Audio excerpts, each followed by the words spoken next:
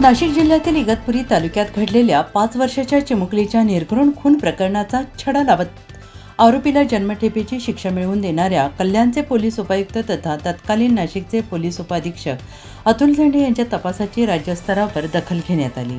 या गुन्ह्याची निवड सर्वोत्कृष्ट अपराधसिद्धी बक्षिसासाठी करण्यात आली असून तपास पथकातील अधिकारी आणि अंमलदारांना 25,000 रुपयांचं बक्षीस आणि प्रशस्तीपत्र जाहीर करण्यात आले। 31 मे 2018 रोजी नाशिक जिल्ह्यातील इगतपुरी तालुक्यातील आवली दुमाला येथे हा धक्कादायक प्रकार उघडकीस आला होता।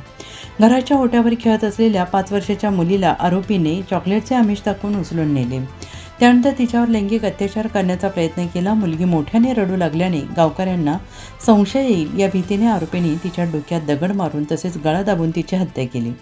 पुरावा नष्ट करण्यासाठी आरोपीने मुलीचे प्रेत झाडाखाली खड्डा करून पुरले होते। या प्रकरणी घोटी पोलीस ठाण्यात खून, अपहरण, पुरावा नष्ट केल्याप्रकरणी तसेच पोक्सो कायद्याअंतर्गत गुन्हा दाखल करण्यात आला। या गुन्ह्याचे गांभीर्य लक्षात घेऊन तपासाची जबाबदारी तत्कालीन DYSP अतुल झेंडे यांच्याकडे सोपवण्यात आली। झेंडे यांच्या नेतृत्वाखाली विशेष तपास पथक स्थापन करण्यात आले। वैज्ञानिक तपास पद्धतीचा वापर करत मुलीच्या अवशेषांमधून मिळालेल्या हाडांचे नमुने आणि आईवडिलांचे DNA नमुने तपासासाठी पाठवण्यात आले। या अहवालानंतर आधारित भक्कम पुरावे उभे करत आरोपीला अटक करण्यात आली।